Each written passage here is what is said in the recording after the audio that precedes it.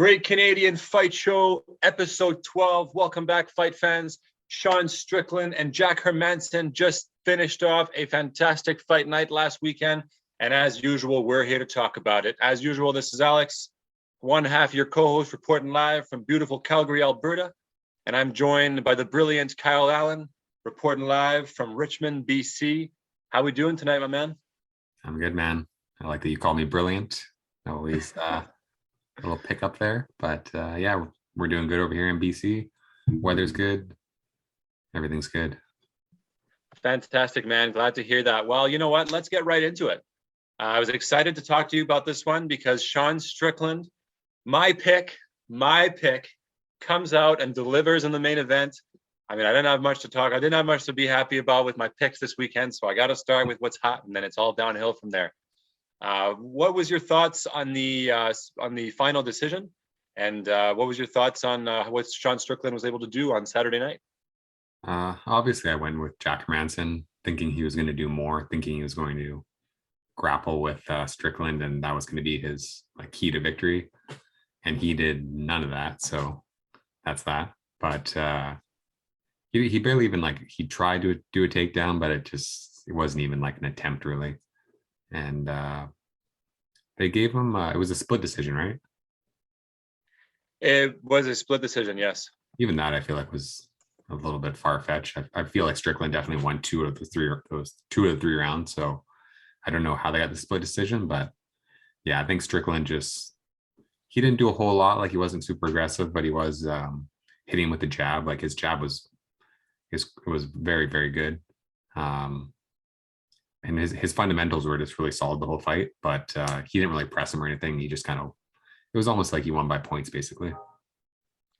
Very reactionary, right? I mean, you look at Sean Strickland's style, and it's almost as, you're right, it's almost as fundamental as it gets. He's standing upright, and he's just there, and he's just whipping the jab back and forth. I mean, do you think this was kind of more of a case of bad Hermansson, or was it just Sean Strickland just being in there, executing his plan, and just doing what he does?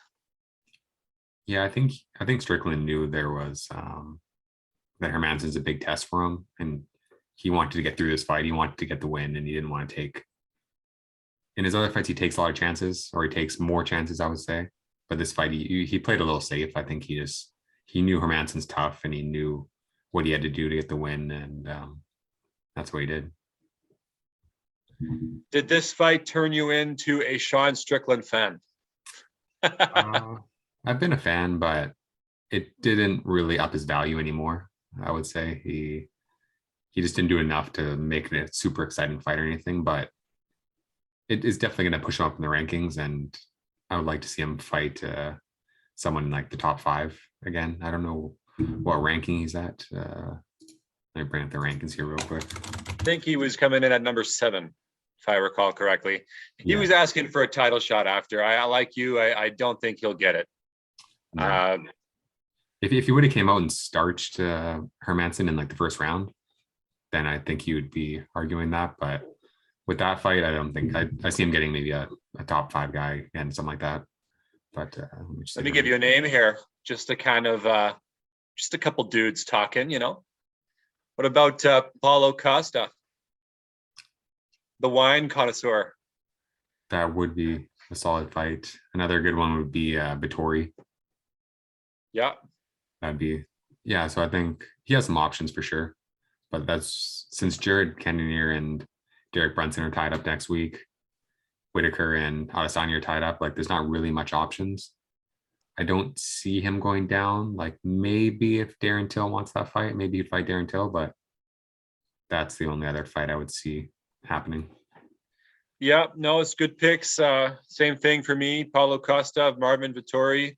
I personally don't think Darren Till deserves it. I think he needs to go out and win one first before he fights someone like Strickland, who is undefeated. But I'm going to have last word because he was my pick. I picked him last weekend to win that main event. So, Sean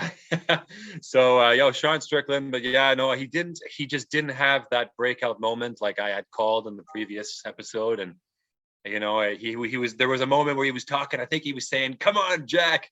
He was wanting to fight, and he was doing his thing, and he did have that big knockdown, but again, just didn't go out and take it, in my opinion. But congratulations to Sean Strickland, goes out and still delivers in the main event with a stellar performance. We look forward to seeing him next. Paulo Costa, Marvin Vettori, all solid options. Kyle, any word on this main event before we move on to our co-main? No, not really. It didn't play out as I expected to play out, but it definitely still leaves some options for some interesting fights for both fighters, I would say. So the top 10 in middleweight division is fairly stacked, I would say. Yeah. After that, it kind of drops off a little bit, but the top 10 is solid. So it definitely gives options for both guys to have some interesting matchups in the future.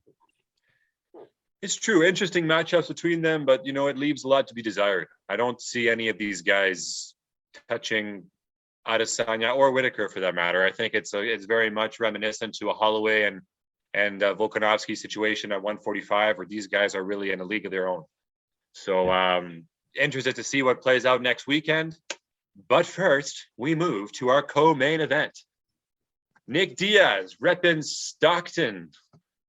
His protege, Maximov, was in the co-main event, going up against Soriano. This was hyped to be a good fight. Seemed like Maximov got popped early and then just went in hard into the wrestling. What are your thoughts on him just like completely overwhelming Soriano and just smothering him to victory on Saturday night? Yeah, watching some of his highlights, I first saw this coming. Obviously, that's why I picked him. His wrestling, his jiu-jitsu is really good. And I figured he would not get into a striking match with Soriano. You could tell Soriano's striking is probably a lot better than his, but he didn't get much time to show it. He basically just took him down the whole fight and controlled him. So it's what I expected, and that's why he's 8-0. And but he's definitely a very interesting prospect in the middleweight division. And he's probably you're gonna see him climb the rankings a little bit when they update the rankings in a couple of days here. Yeah, excited to see where he ends up. I mean, look, he went out, he got popped early in the first round. He had a busted nose. He was in typical Nate Diaz fashion, just dripping blood all over the place. He did what he had to do to win, but again, we've had these discussions before. I think we talked about it on the Ngannou versus Gane episode. You hold a guy down just to hold him down. I mean, he wasn't going for any submissions. He wasn't doing any damage. I understand the sport. I understand the gimmick, but you're not gaining a lot of fans. I mean, what do you think? What's your response to that perspective? Yeah, I'd like to see these fighters do a little bit more on the ground, like have some striking, like try to do something. Like a good example is Khabib. Like Khabib gets people down, but he's always like advancing position. He's always trying to land ground and pound. Like he's doing a lot mauling.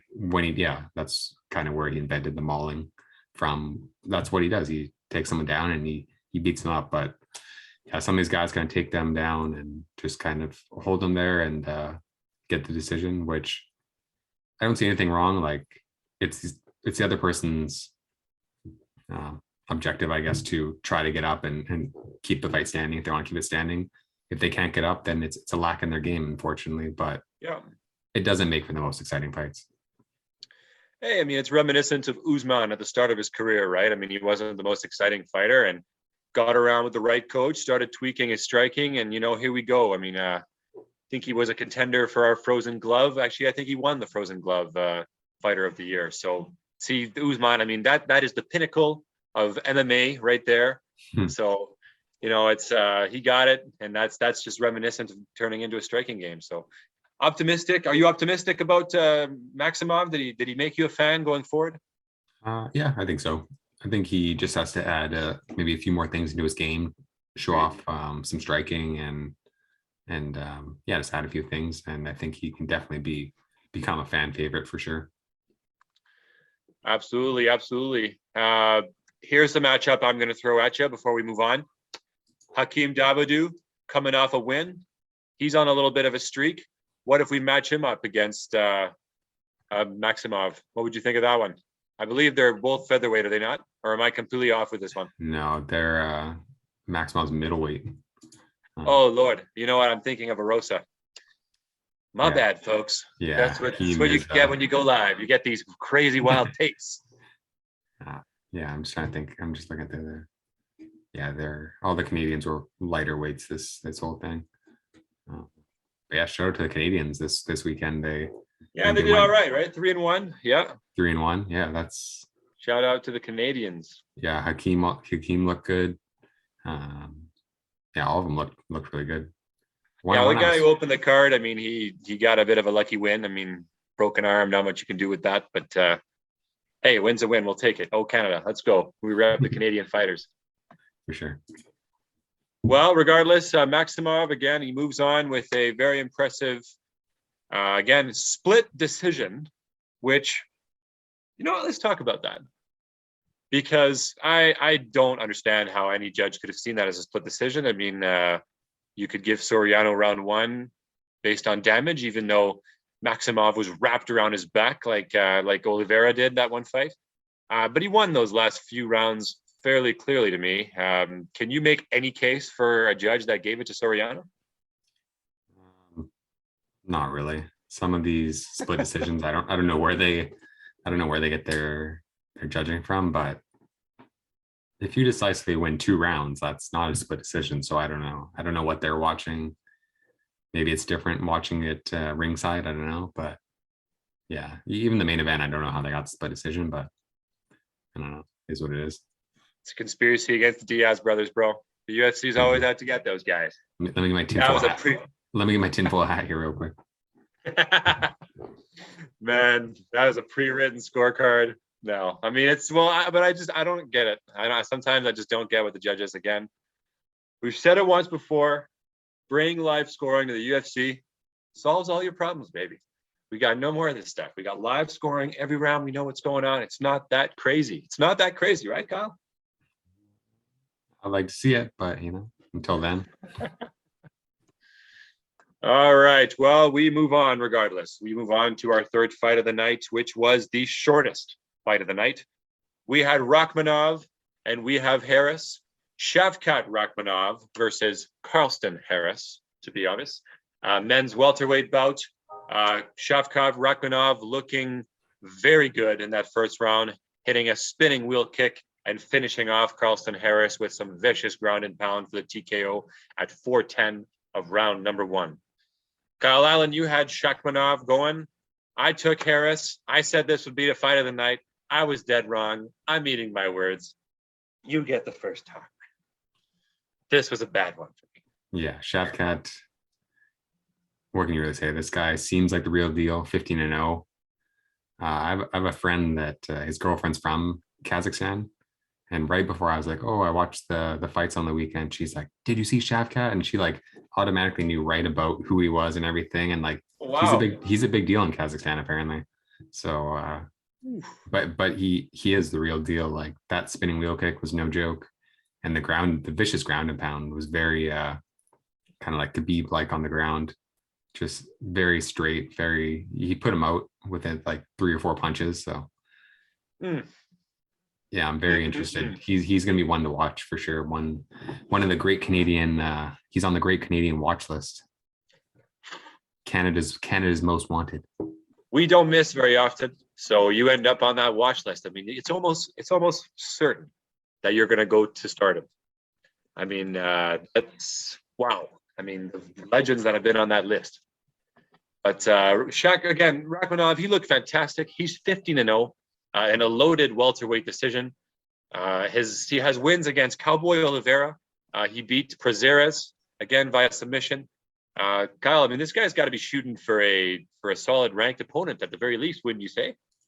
I would say so. I think they have to make. I would think they would have to make him in the top 15 after this.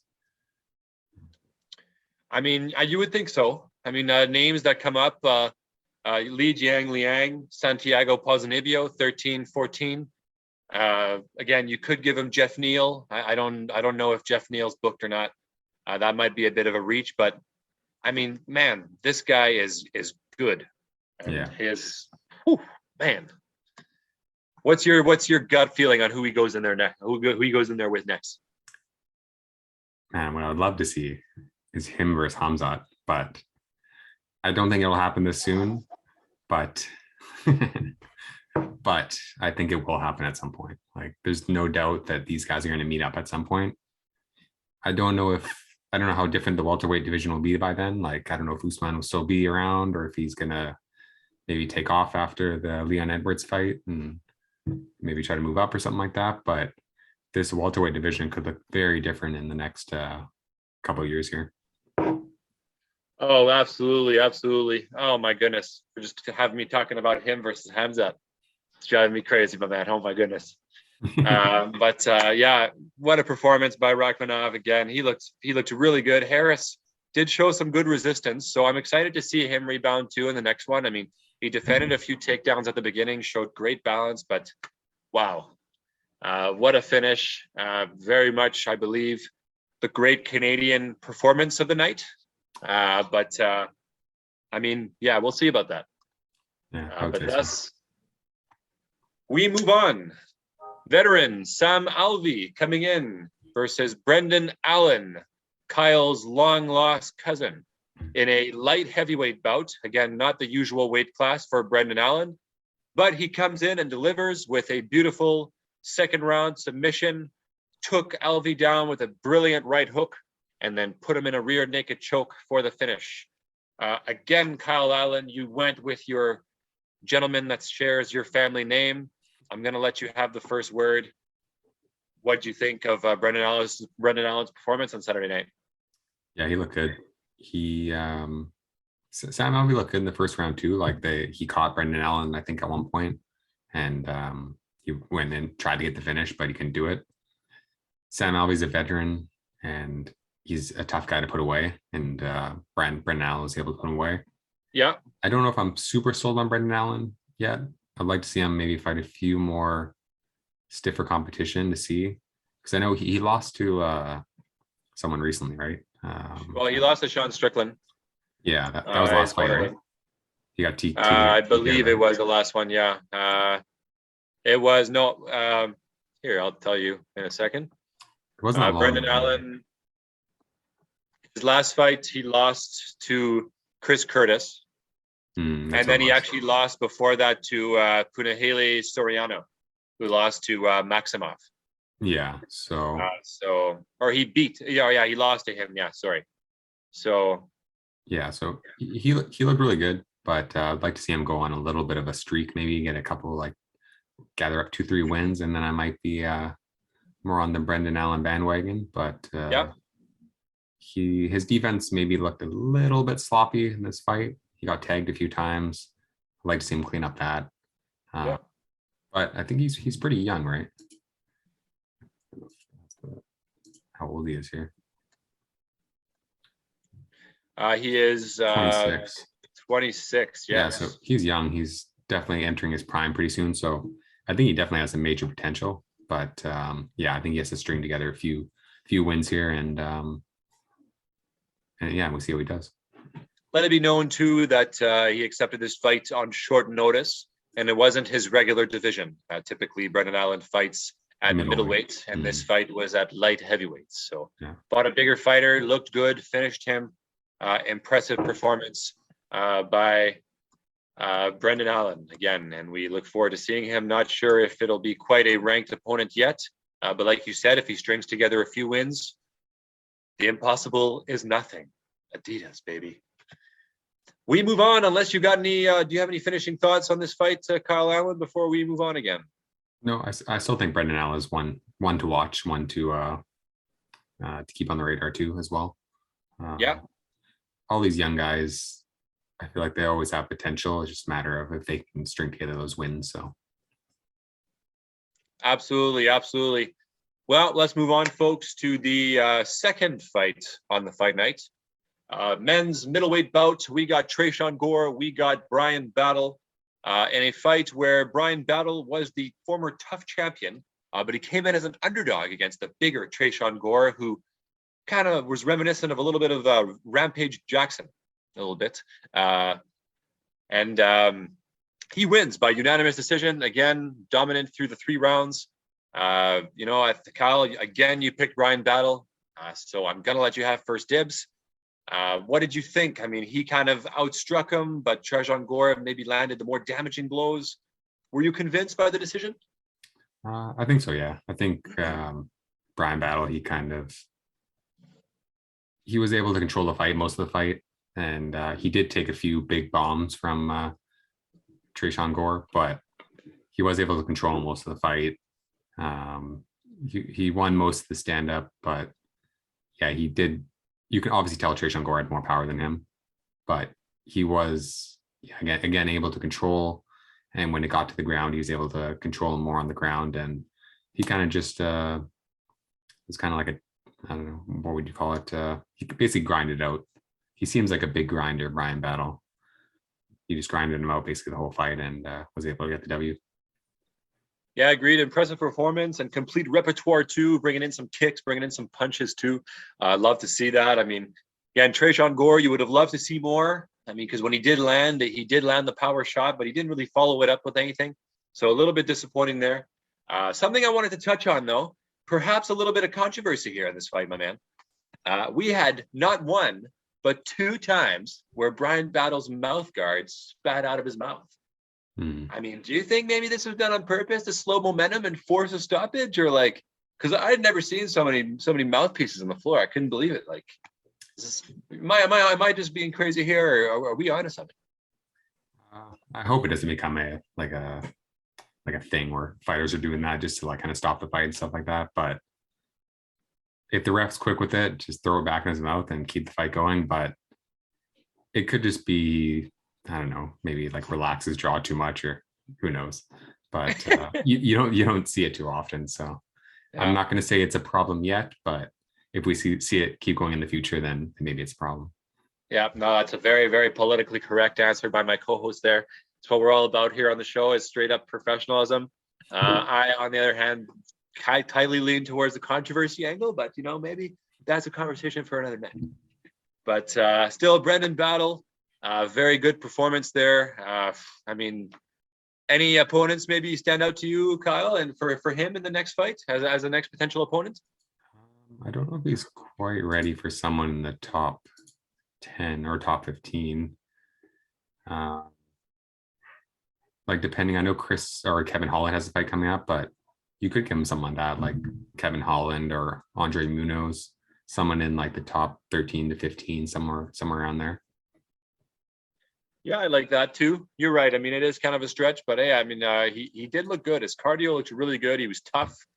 Showed a good chin in that fight. So we're rooting for Brian Battle. We were impressed. I mean, again, not my pick, but still an impressive performance nonetheless. And he's got one of the best last names in the UFC, probably. Oh, I know. I mean, with a name like Brian Battle, you can't be a wimp. You just can't. You got to be able to take a shot, baby. Still a great performance, Brian Battle. Congratulations. Winner by unanimous decision again. So congratulations to him. We move on again. First fight on the card, which, folks, was your Great Canadian Fight of the Night, baby. The first fight on the fight night. This is why you got to tune into these fight night, folks. You get these underrated bangers that show up at the start of the fight card when you least expect it. Not a lot of people knew Julian Erosa or Steven Peterson, but they came out and delivered an absolute slugfest. I mean, do you agree, Kyle? I mean, this one stole the show for me.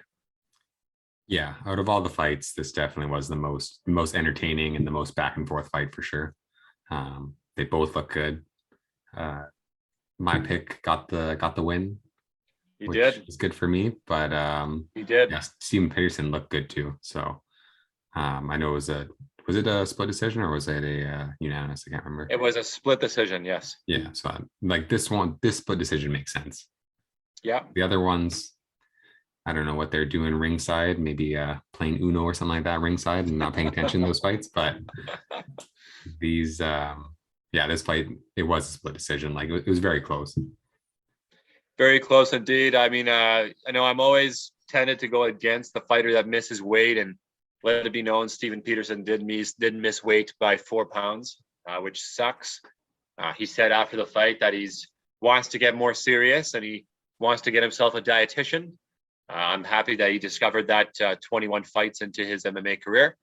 But still, you're right. Fantastic fight. I mean, just want to hear how you maybe broke it down. I mean, myself, for me, I had Erosa clearly winning round 1. I had Peterson clearly winning round 2. And then round 3, again, could have seen it go both ways, but I was happy with Erosa winning it because of those 2 big takedowns. And but even though they both kind of led to guillotine attempts, but he still had the takedowns. But I mean, I had Erosa by razor thin decision. I mean, do you kind of agree with that round breakdown, or Yeah, how'd you have it going? I agree with you completely. You're spot on with that. It was close, but I think Erosa just did just enough to it was kind of a little bit reminiscent of Rose versus Whaley too. Like, it was very close, but at the very end, Rose did just enough to get the decision over Whaley. It's kind of similar to that, I feel. It's a very good comparison there, Kyle. I like it, man. Well, folks, I kind of had a blunder earlier, but here's what I was really thinking for our next fight. So let me wind it back. Julian Erosa versus Hakeem Dawodu. Featherweight matchup. Couple guys coming off of wins. We got the International Fight Week coming up this summer. Put him on the undercard for that one. Perhaps the headliner. Get our Canadian boy right there in that headliner spot.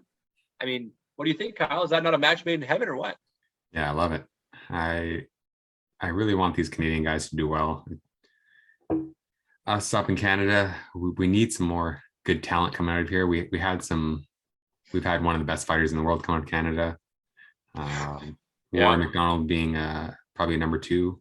Yeah. But I'm really excited to see these up and coming Canadian fighters come up and see how they do. We'll definitely be rooting for them, obviously. And we're going to be one of the Canadian MMA outlets going over these fighters. So I'm excited. Absolutely. And we put the bow on it by giving a shout out again to Calgary's own Hakeem Dawodu, Canadian, comes out with a dominant performance over Mike Trizano. Just ragdolled him for 3 rounds. I mean, Trizano had his moments, but our boy came through and looked solid, coming off a long layoff. I mean, man, I was a proud Canadian on Saturday night, man, especially a proud Calgarian, I'll say. Shout out to Hakeem Dawodu. Very, very stoked with his performance. Did you have any thoughts on how he came out and just pieced up Trizzy, or what? No, he looked good. He looked solid. He looks strong. Like, for a featherweight, he is a strong dude. So yeah, I think he can potentially give a lot of these featherweights some trouble. Like, I'm just trying to think of who's in the bottom 15 of the featherweights right now. They don't call him mild-mannered Hakeem. They call him mean Hakeem. Yeah, but you can give him someone like an interesting matchup. I'd like to see him would be him versus like Shane Burgos would be a good fight. Ooh, that'd be a solid fight. There's some interesting matchups in the top 10 to 15 for him. I don't know if they'll give him a top 10 to 15 right now. Maybe he'll need one more win to get there, but I think he's well on his way for sure. I think he's well on his way for sure. Call me crazy, but I feel like him and Shane Burgos were supposed to fight. And then there was some form of a mix-up, and that fight never ended up happening. I feel like that was going to happen. So run it back, him versus Shane Burgos. I love it. Let's throw the great Canadian stamp on it. Hakeem Dawodu, Shane Burgos. Come on, Dana White. We're doing you a solid here, man. That's a great fight. But again, shout out to Hakeem Dawodu and the rest of the Canadians coming up big on Saturday night, going 3-1. Canada. Let's keep the momentum going and have a strong 2022. That puts the stamp on a fight night, a brilliant one again. We're spoiled with some phenomenal fights so far in 2022. Kyle, who were your great Canadian picks for fight of the night and fighter and performance of the night, on Saturday night? Let's go through my hair. So fight of the night, probably going to go with the Julian Erosa and Steven Peterson fight. That was a very solid fight, in my opinion. And then for performance of the night, you got to give it a Shavkat. He looked solid. He looked really good.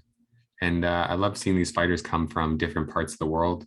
I don't think Kazakhstan has too many big names coming out of there yet, but he looks like one of them. So I'm Oh interested. yeah, this guy looks badass. I like him. I want to keep watching him. I've become a Shafkat fan. Shafkat versus Hamzat. Yeah. Let's go. Take my money. Well, that puts a stamp on a beautiful fight night. Congratulations once more to Sean Strickland, who had a great performance in the main event, and caps on Strickland versus Hermanson. But Kyle, we got a doozy next Saturday night. We got Adesanya, we got Whitaker, Dos, and we're going to touch into it, folks. Before we give you our picks, we're going to get into the top 3 fights, starting with the main event, the grudge match, the arch nemesis. Is that what you say? Is that a plural? Is nemesis? Is that nemesis? It could be. I don't know. Arch nemesis. Yeah, Adesanya versus Whitaker. I like the way it sounds. So we'll go with it. They're running it back in a great matchup here. Man, I'm excited for this one. I mean, do you think Whitaker does it, bro? Do you think Whitaker comes in here and shocks the world and just forces us to make the biggest trilogy bout probably in the history of the UFC? Well, on the Great Canadian Fight Show, we hate stories around here. So I'm gonna say no. Said no whenever. I'm going for Whitaker because the story is too good. If he wins, you almost had me there. I think the story is too good, and yeah, I think Whitaker's made enough improvements to give Izzy some problems, and he's definitely going to have studied Izzy's fights, like his fight versus what's his name, Blachowicz. You could see what Blachowicz did. Obviously, he's not as big as him, but I think if he uses that same strategy, take him down, I think he's going to have a few more tricks up his sleeve. And it's not often you see Whitaker come back and fight in a rematch and look worse. So I think he's going to. I don't know if it's going to be like a stoppage or anything like that, but I definitely it's going to be, I think, a close decision. But yeah. Interesting. Yeah, I have it as a decision as well. I mean, again, it's going to be an awesome fight. You can make the argument that Adesanya has grown a lot since then too, though. I mean, he had that amazing piece, fought Yoel Romero. He's fought Paulo Costa. He lost against Blachowicz, moving up weight. And then he had a great performance against Vettori where he was almost bored like during his performance. So he's grown a lot too. It's interesting. It's interesting how it's going to work out. Again, I personally think Adesanya's got this. I think he's going to come in here. I think he's going to win via decision. But I do think it will be a unanimous decision. Champion retains Saturday night. Auckland, stand up. But then how do you get the story of Whitaker wins this one and they do the third trilogy in New Zealand? Hey, look, I'm happy either way. Because look, I'm happy either way. This is a win-win for fight fans. I mean, if Adesanya puts on a great performance, it cements him as arguably one of the middleweight goats. Well, yes, you're being compared to Anderson Silva. It's kind of a tough cast, but he's just lapping the division at this point. Whitaker wins. We got the trilogy of a lifetime. So win-win either way. I'm so excited. What do you think Whitaker has to do to get that win on Saturday night? I think he's going to have to definitely control the fight a little bit more. The first fight, he was a little bit, it was a little bit uncharacteristic of him. Yeah. He looked kind of just wanted to take off his head and he was really aggressive. And that's not usually how Whitaker fights. He's a bit more like going in and out, throwing like oblique kicks and stuff like that. Yeah. So I think he's going to be definitely more patient. And I think he's going to try to go in and control the fight a little bit more rather than just run in there and try to take his head off. So I think you're going to see some big changes from Whitaker in this fight for sure. I hope to see it. I mean, do you think the mental warfare had something to do with it, maybe? I think so. I think just in the moment, the trash talking Izzy was doing, I think it got to him for sure. No, agreed. I mean, and the pressure too. Yeah, and the pressure of fighting at home. I mean, I'm sure it was a lot for these guys. So excited for them to run it back. Again, we're going to make a final run of our picks at the end. So before we make our final picks, we're going to move on to the co-main event of the evening, which is a big boy heavyweight bout. Those big old boys, Derek Lewis versus Tai Tuivasa, coming in. These guys do not want to go the distance, folks. They're going to be coming out slobber knocking. Kyle Allen, do you see this as being a technical substitution, a technical submission battle? No, I'm just kidding. What do you think is going to play out for this co-main event? I mean, after seeing Francis versus Gone, you never know, right? But no, I feel like this is going to be a slugfest. Both these guys have heavy hands. I think someone's going down in this fight. I don't know if it's going to, I doubt it's going to be a decision, but it's either going to be a KO or, yeah, I guess a decision, but most likely a KO or TKO.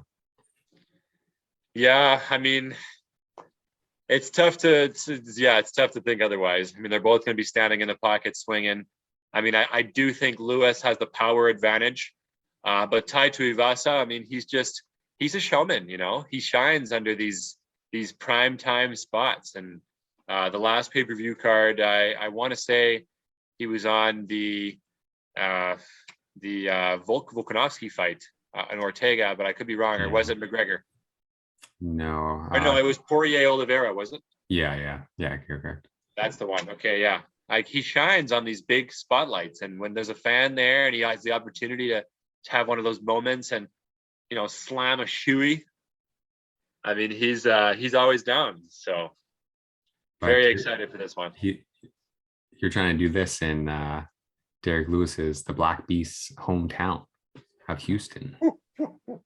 You're right. Oh Lord. Oh man, that's going to be a good one. That's right. I did not realize that Derek Lewis was coming in front of his family and friends. Whew. Tough. I could be wrong, but the last time when Derek Lewis fought, what's his name? Was that in Houston? That was in Houston. Ciryl Gane one was in Houston. Yeah. No, okay, yeah. So yeah, you never know. Maybe the being the hometown is a lot of pressure for him, but he's willing to do it again. So yeah. Well, we'll go over our picks later, but I think I got this one. Shh, wait till the end of the show, folks. All right, let's move on to, again, the third one that we're going to be going in depth for. This is the third from last fight on the card. Middleweight bout with major title implications. We got Jared Cannonier versus Derek Brunson. Man, I mean, this could, again, potentially be a fight of the night candidate. Could go all the way down to the wire. Both guys are pretty evenly matched, in my opinion. Kyle Allen, how do you see this one playing out? I mean, who are you kind of leaning towards and why? I'm leaning a little bit more towards Derek Brunson. Don't get me wrong, Jared Cannonier is a solid fighter too.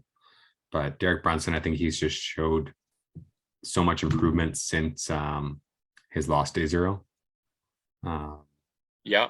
So I think Jared Cannonier showed improvement too, but Derek Brunson's been he's been on a tear since Israel, and I think he's going to continue that this Saturday night.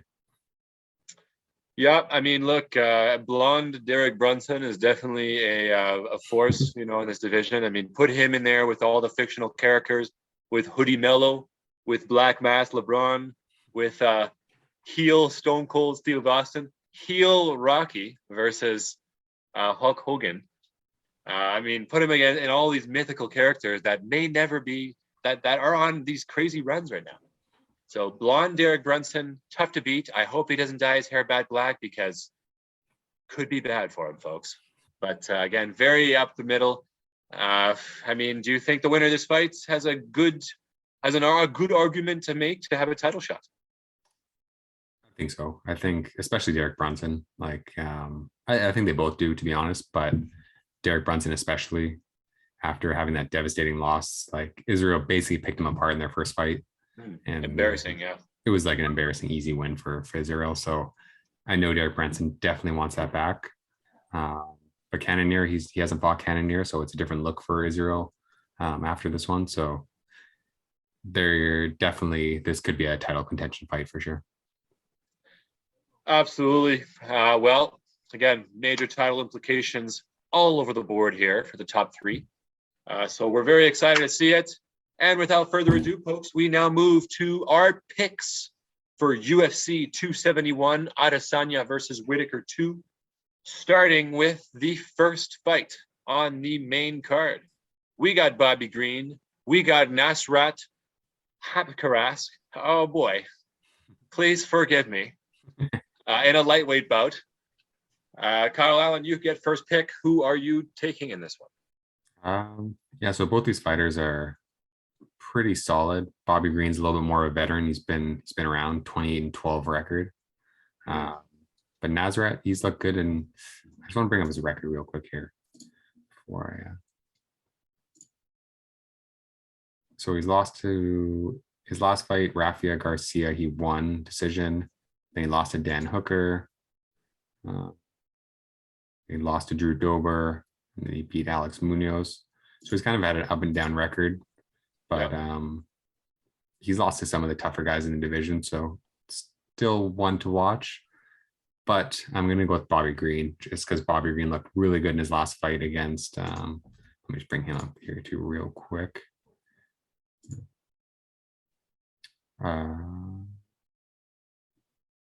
He beat Ally Quinta, a tough Ally Quinta TKO in round 1. So he looks solid against a tough opponent. He lost a decision to Fiziev, which is no joke. Fiziev's a future potential superstar. So yeah. I'm going to go with Bobby Green on this one. I just think he's going to do a little bit more to get the win in this one. Yeah, I mean, as much as I want to disagree with you, I simply cannot. I believe Bobby Green is going to get the decision victory in this one. I was just really impressed again with the way he looked against Fiziev, who is or Fiziev. Some say Fiziev, some say Fiziev. You know, he's the man. I call him Fizzy. You know, we're on that kind of level. So I thought he looked good against Fizzy. And, you know, I do think he's going to carry that momentum forward and beat Nasrat. So I'm going to go with Bobby Green as well. So both of us take Bobby Green. We move on to fight number 2, men's bantamweight. We got Kyler Phillips versus Marcelo Rojo. I'm going to take a shot in the dark and say that it's pronounced Rojo, Marcelo Rojo. I like it. I'm going to get the first, I'm going to go ahead and make the first pick on this one. I'm going to go with Kyler Phillips. He's a huge favorite in this fight, and with good reason. I just do think that all around he is the better fighter. I have him again winning by unanimous decision over Marcelo Rojo. I think Marcelo Rojo is getting a little bit disrespected. He had a solid performance against Charles Jourdain on short notice in his last fight. But I'm going with Kyler Phillips via unanimous decision. Kyle Allen? Yeah, it's hard. I really want to pick against you, but I'm gonna agree with you on this one. I'm gonna go Kyler Phillips too. Yeah, I think he just looks all around maybe a little bit more well-rounded than Marcelo, but it's the makings to be an interesting fight. It's very close for me to going either way, but yeah, Kyler Phillips, he has a loss to, I think one of his last losses was to Paiva, which just shows you how good Sean O'Malley is, because he took out Paiva like real quick. So yeah, very interesting. But I think Kyler Phillips will just have a few more tools to help deal with Marcelo. Yeah, a couple more gadgets in the tool shed, as they say. I agree. So we move on again. I know there hasn't been very entertaining with the debate, but don't worry, folks, because there's some disagreement coming up in the top 3. Spoiler alert, as we move into Jared Cannonier versus Derek Brunson. Kyle, you get first dibs for this one. Who you got? I got Derek Brunson on this one. I think, like I said before, I think he's just made a lot of changes in his game. He's looked really, really solid in his last couple of fights after the Adesanya loss. I'm not counting Jared Cannonier out either, but I think this one is going to be a decision. Just not sure if it'll be a split decision or unanimous, but I have Derek Brunson at least winning by decision for sure. That's interesting because I have it going completely in the other direction. I got Jared Cannonier via KO. I would say in the second round KO. I just think Cannonier's got the power. I mean, he did look really good in his last few fights. He's got a loss to David Robert Whitaker. David Whitaker, gosh, David Whitaker's brother, Robert Whitaker. I mean, I do think he's got the power advantage. I mean, Brunson. I mean, he beat Kevin Holland. I mean, and he beat Darren Till, who looked really out of shape in that fight. So for me, I just haven't seen enough from Brunson. Even though, I mean, you've got blonde Brunson up there, and I kind of agree with it. But I think Cannonier by second round knockout. All right, we move on to the co-main event. Derek Lewis versus Tai Tuivasa heavyweight bout. I get the first pick on this one, and I'm going with the dog. I'm going with Tai Tuivasa coming in to shock the world. Well, I wouldn't really shock the world, but shock some part of the world with a first round knockout of Derek Lewis. You said it. I think Lewis buckles under the hometown crowd pressure. And I think we get to see a shoey early in Houston on Saturday night. You say you're going with a KO or a TKO? I'm going with first round KO by Tai Tuivasa. I don't know where you're getting these ideas from, but I'm going to go with the opposite. I'm going to go a little bit of the same, but I'm going to go Derek Lewis first round KO. There ain't going to be no TKOs or anything in this fight. No. But yeah, I got the Black Beast winning this at home, getting another W and carrying on. Think Lewis asked for another title shot after this, or do you think he's just looking for money fights if he wins this one? I think he's just looking for money fights. We've seen how he does against the top guys. I don't foresee him beating the top. I don't see him beating like a John Jones or a Stipe or any of those guys in the top, except Francis. Like, he beat Francis already, so unless they give him that Francis matchup, then maybe. But that's the only one I see him fighting. That was also probably arguably one of the worst fights in heavyweight history, but yeah, he does have that W, and a W is worth something. So, all right, he's got Lewis. I got our boy Tai 2, as I like to call him. We move on to the main event here, though. Again, this one's for all the marbles. Undisputed middleweight championship on the line. Style Bender versus Bobby Knuckles. Kyle, who is your pick for this main event? Drum roll. I'm not picking the favorite. I'm going to go with our boy Bobby Knuckles. Woo. I think he's just going to have enough changes in his game to be able to squeak out a decision against Adesanya. I don't see him finishing Adesanya, but I definitely see him getting the decision, a close decision, potentially a split decision. But I think he's going to make the necessary adjustments that he needs to do to get the win over Adesanya and set us up for the possibly best trilogy in middleweight history. I'm just calling it out now. I'm saying Adesanya, Whitaker 3, New Zealand. Let's go. That'd be cool. Well, let me counter with this one. Is Israel Adesanya versus Whitaker 3 in Calgary at the Saddle Dome? Sellout crowd. I mean, wouldn't that not be the craziest thing? I'm there.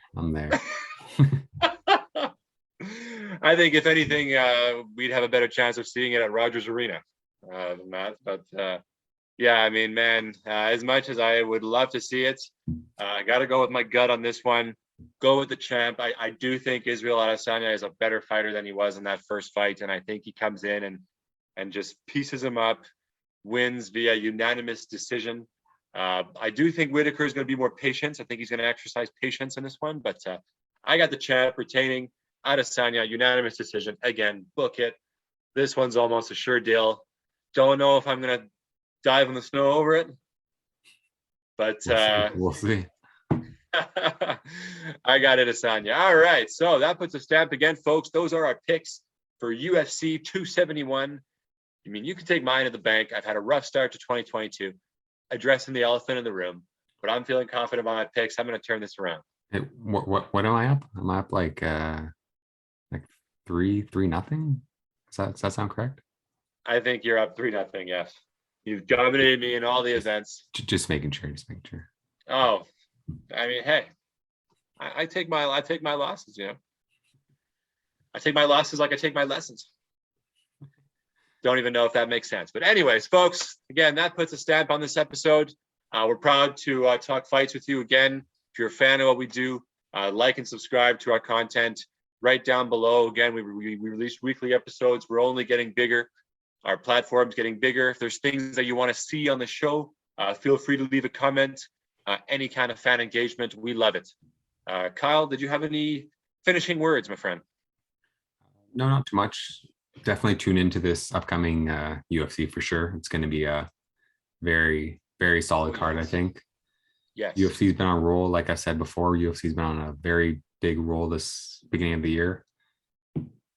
I haven't really seen a bad card yet. Like last week's card maybe was the weakest of the year so far, but even at that, it wasn't that bad. So I think stay tuned, watch these cards, and if you need somewhere that breaks down fights, gives you some picks, maybe helps you with some betting potentially, you know where the place to be. The Great Canadian Fight Show. There is no better place to be. Come have a drink with your boys. Let's talk some fights. That's what we do. Thank you very much for tuning in, folks. Again, that puts a cap on episode 12. We'll see you next week. Thank you very much. Signing off, Kyle. As always, it's been a pleasure to talk fights with you, my friend. For sure, for sure. Like and subscribe too. See you later.